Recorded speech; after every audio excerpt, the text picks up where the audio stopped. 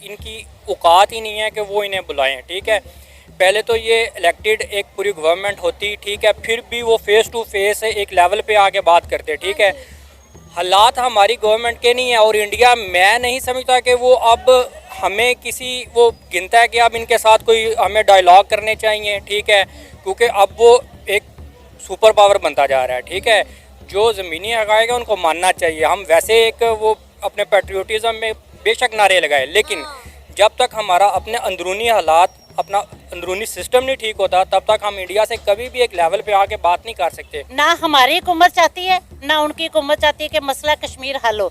उनके भी खाबे बंद होंगे, इनके भी खाबे बंद होंगे। ये अपने आप को मजलूमियत का रोना ज़रूर रो रहे हैं, लेकिन ये मजलूम नहीं है। दोनों हुकूमतें अपने तौर पर ये मसला हल करना ही नहीं चाहते।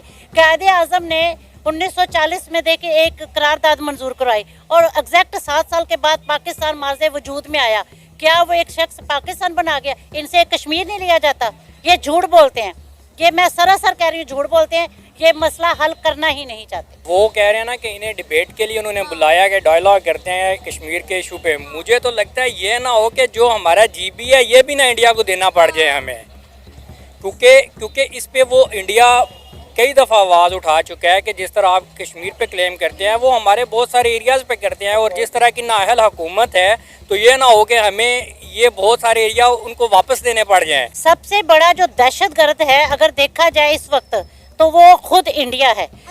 आप किसी भी मामले में देख लें, दहशतगर्दी फैलाने में, क्योंकि गैर मुस्लिम है, इनमें इस्लाम, देख हम मुस्लिम है ना, जितनी भी दहशतगर्दी कर लें, फर्ज कर लें, लेकिन हमारे अंदर एक कलमे का जो ताकत है, कुव्वत है, हमें खौफ खुदा है। ये कुछ नहीं कर रहे, ये ड्रामेबाजी है इनकी सारी। सबसे बड़ा दहशतगर्द इंडिया खुद है। और इल्ज़ाम तराशी तब ही इंसान को किसी पे इल्ज़ाम लगाता है जब वो खुद होता है। हामिद मीर साहब ने एक स्टेटमेंट दी थी कि हमें बाजवा साहब ने बुलाया और बुला के प्रेस कॉन्फ्रेंस में, मीटिंग में ये हमें बताया गया कि कश्मीर हमने उनके हैंड ओवर कर दिया है। तो फिर किस मुंह के साथ वो जाके उनके साथ डायलॉग करेंगे, क्या लेने जाएंगे? ठीक है, जब रिटर्न हर चीज़ उनके साथ खुद कर चुके हैं। और अकॉर्डिंग टू हामिद मीर साहब, बाजवा साहब कहते हैं जी हमारे टैंकों में फ्यूल ही नहीं है, हम इस काबिल ही नहीं है, तो किस मुंह से जाए? ऑक्सफोर्ड यूनियन में पाकिस्तान के डिफेंस मिनिस्टर और इंडिया के foreign affair minister doctor S Jaishankar के दरमियान एक टाकरा होने जा रहा है कश्मीर को लेकर कि क्या कश्मीर को आज़ाद होना चाहिए। और ये क्लेम किया है खुद पाकिस्तान के डिफेंस मिनिस्टर ने।